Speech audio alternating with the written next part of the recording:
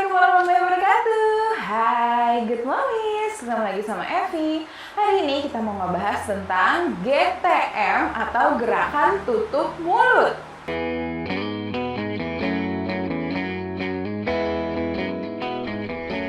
Jadi konon kabarnya setiap balita pernah melewati masa-masa GTM ini. Saya tahu istilah GTM sendiri pada saat Zack usia kira-kira 1 tahun gitulah, kan cerita-cerita tuh sama teman. Iya nih, gimana ya, kok lagi susah makan gitu-gitu. Terus dia bilang, iya sama anakku juga GTM. Terus aku nanya kan, GTM itu apa? GTM tuh gerakan tutup mulut. Ya ampun, itu tuh ngakak kayak, ya Allah, kreatif banget sih ngasih nama.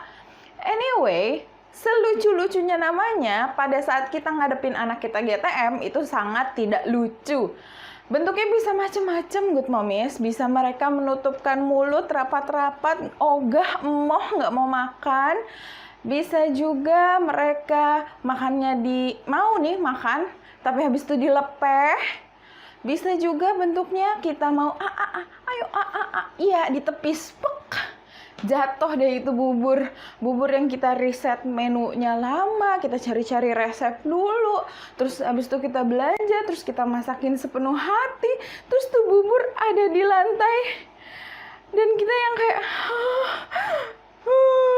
sedih gitu ya, langsung semangat buat nyuapinnya juga ikut hancur lebur gitu. Drama. Anyway, kita mau lihat nih apa sih penyebabnya, dan masing-masing penyebab tentu bisa ditangani dengan trik-trik yang berbeda pula. Nah, jadi nih saya ngumpulin trik-triknya nih, hasil saya wawancara teman-teman. Bagaimana pengalaman mereka terhadap anak GTM ini dan bagaimana mereka mengatasinya. Selain itu juga ada tips-tips dari saya sendiri.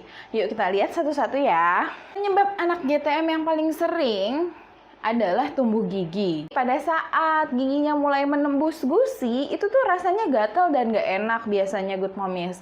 Makanya anak-anak sering malas makannya, kayak nafsu makannya turun gitu. Nah, ini juga pernah dialami Zack. Kalau cara saya mengatasinya adalah saya sering ngasih makanan dingin ke Zack. Jadi kayak misalnya buah-buahan, misalnya pepaya, itu langsung keluar dari kulkas, atau misalnya alpukat campur kurma, tuh kan enak banget ya good momies ya. Atau misalnya oat pakai dimasak bareng apel, habis itu saya dinginkan. Jadi pokoknya makanan-makanan dia pada saat dia GTM karena tumbuh gigi, saya kasih kebanyakan yang dingin-dingin. Jadi kalau makanan dingin itu bisa mengurangi rasa gatal di gusi, jadi mereka lebih tertarik untuk makan karena gusinya nggak terlalu tidak nyaman gitu ya. Lebih nyaman karena makanannya dingin. Trik lain yang bisa juga dipakai kalau anaknya lagi tumbuh gigi adalah dengan mengubah tekstur. Jadi teksturnya dihaluskan dulu, sementara balik dulu ke tekstur halus gitu. Kan biasanya usia 7 atau 8 bulan udah mulai naik tekstur ya, udah mulai lebih kental gitu. Tapi kalau saat dia tumbuh gigi dia nggak nyaman, ya bolehlah diencerin dulu sementara. Nanti kita naikin lagi teksturnya kalau dia udah muncul giginya. Pada saat gigi tembus gusi aja sih biasanya yang anak itu tidak nyaman. Penyebab yang kedua adalah si anak lagi sakit. Nah, kalau misalnya si kecil lagi sakit, fokus kita tentu saja bukan ke makanan ya. Fokus kita adalah pengen dia cepat sembuh gitu. Kalau anak lagi sakit ya nggak usah lah dipaksa-paksa untuk makan banyak. Secukupnya dia, semaunya dia aja. Karena pasti badannya lagi nggak enak, dia lagi lemes ya kan. Kuncinya adalah dia cukup cairannya aja. Jadi pastikan dia minumnya cukup, bisa kita kasih susu kalau nggak alergi, atau bisa kita kasih jus buah, 100% jus buah, bukan yang jus buah botolan gitu ya, good momies. Atau apalah gitu supaya dia mau minum. Jadi nanti pada saat anak sembuh, jangan khawatir, biasanya nafsu makannya akan balik lagi dan pasti lebih mau makan gitu. Dari pas udah sembuh tuh kayak makannya lebih banyak daripada biasanya gitu. Nah, disitulah kesempatan kita kalau nafsu makannya dia mulai balik lagi, disitulah kita kasih makan yang padat gizi lagi. Penyebab yang ketiga adalah si kecil bosan. Ya, kalau kita dikasih nasi pakai sayur sop tiap hari juga bosan kali ya. Kita mau kadang-kadang makan pizza gitu, atau kadang-kadang kita mau makan somai. Ganti-ganti lah gitu. Wajar kalau anak kecil itu makannya bosan. Jadi kalau dia dikasih makan itu terus, mungkin dia kayak, apa ini, aku nggak mau gitu. Jadi GTM ya, mungkin dia nggak ngomong kayak gitu ya, namanya juga masih bocah, belum bisa ngomong. Nah, ada juga anak-anak yang kayak gini loh. Jadi kalau misalnya sarapan sama makan siangnya sama, si anak ini nggak mau makan.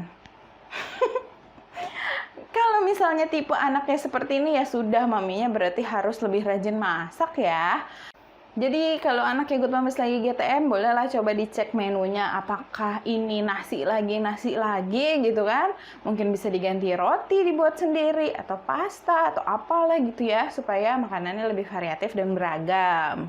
Nah, kalau anak masih di bawah 2 tahun, biasanya lebih mudah diperkenalkan makanan baru. Maka sebelum 2 tahun itu harus banyak banget diperkenalkan makanan yang lain-lain, rasa yang berbeda-beda, jenis makanan yang berbeda-beda, karena kita meminimalisir munculnya neofobia. Dan ini berkaitan dengan poin keempat kita hari ini, yaitu penyebab anak GTM salah satunya adalah neofobia. Neofobia artinya takut pada makanan baru. Biasanya muncul pada saat anak berusia 2-6 tahun, Good Moms. Nah, kalau misalnya anak punya neofobia, dia biasanya nggak mau banget makan makanan yang misalnya tercampur atau makanan yang belum dia kenal. Pokoknya makanan yang asing, bentuknya, warnanya, atau makanannya itu asing buat dia nggak mau. Nah, maka dari itu penting banget untuk mengenalkan berbagai macam makanan dari si anak bayi nih, Good Moms, supaya semua makanan itu nggak ada yang baru buat dia udah pernah nyobain semuanya gitu. Nah, maka ini akan meminimalisir neofobianya dia. Nah, katanya sih kenapa neofobia ini muncul di usia anak 2 tahunan gitu, karena anak 2 tahun kan mulai menjelajah lebih jauh gitu ya. Dan kita juga nggak mau dia makan sembarangan, nanti dia makan pasir, dia makan tanah gitu kan. Jadi mereka mulai nggak mau masukin sembarangan ke dalam tubuhnya gitu. Nah, tingkatannya bisa parah, bisa enggak, bisa muncul, bisa nggak muncul. Nah, kebetulan kalau di Zack sih kayaknya enggak ya. Paling kalau misalnya ada makanan baru gitu, misalnya saya waktu itu kasih jamur gitu kan, bentuknya rada aneh gitu. Dan dia kayak, ini apa gitu ya, kayak memandangnya dengan curiga. Nah, dia ngelirik saya dulu tuh kalau dia lihat saya makan, terus saya jelasin ini jamur, ini rada-rada chewy, enak gitu loh, Dek. Coba aja nih gitu. Terus saya makan sendiri. Nah, biasanya dia mau ikut makan gitu. Dia mau ikut ngicipin. Walau kadang-kadang habis tuh kayak, apa sih, dilepeh juga gitu. Mungkin dia belum terbiasa sama rasanya kali ya. Kalau seperti itu yang terjadi, kalau anak Good Moms punya neofobia yang ringan, kita bisa melakukan exposure. Cara exposure misalnya begini, kita mau memperkenalkan brokoli ke anak kita. Anak kita belum suka brokoli. Nah, jadi kita sajikan makanan yang kita tahu dia mau makan. Lalu kita sajikan juga bersama brokoli. Brokolinya jangan banyak-banyak, dikit aja. Sepotong aja. Kenapa nggak boleh banyak-banyak? Karena nanti dia merasa overwhelmed, merasa kayak, ini apa ini di piring saya? Ada benda asing gitu. Namanya fobia kan, dia takut kan? Nah, jangan sampai dia takut gitu. Jadi cukup taruh, tanpa harus kita memaksa, ayo cobain yang itu enak loh, itu brokoli, cepetan makan yang itu. Nggak usah kayak gitu, biarkan saja dia memilih.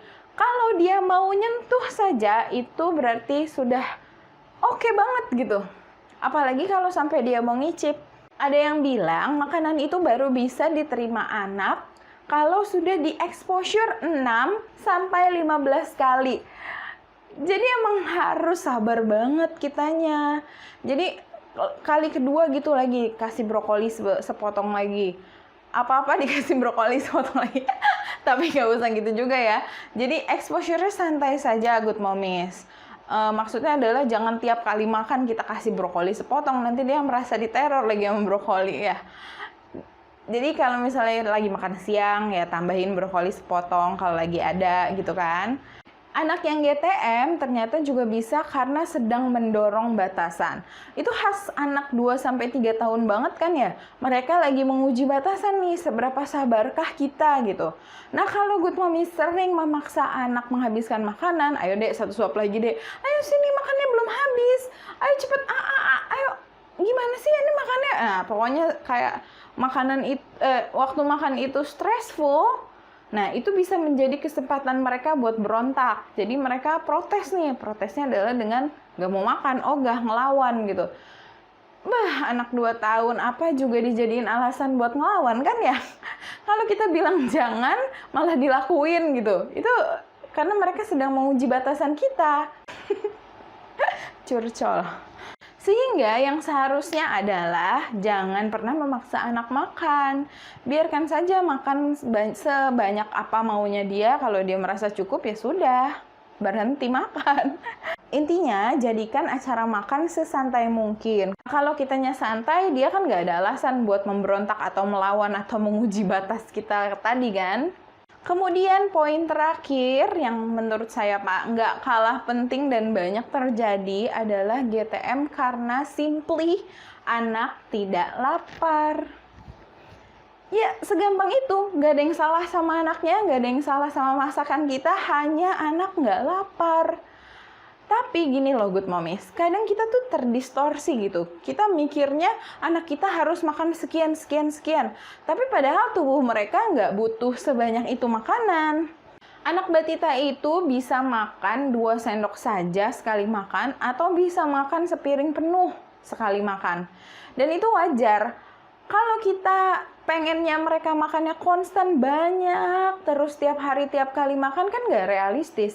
Ya kan, karena tubuh kita kan sehari-hari kegiatan kita berbeda-beda kan, maka kebutuhan kalori kita juga lain-lain dong. Kalau anak hari itu sedang aktif, kemungkinan dia makannya lebih banyak. Kalau anaknya kebanyakan nonton TV aja atau main gadget aja, diam aja di rumah, kemungkinan makannya jadi lebih sedikit. Karena dia juga nggak ngeluarin lebih banyak energi kan. Ada cerita kan ya, seorang ibu datang ke dokter anak karena khawatir, dokter anak saya nih nggak mau makan nasi, gimana ya? Terus dokternya bingung ngelihat anaknya perasaan gede-gede aja gitu, badannya subur.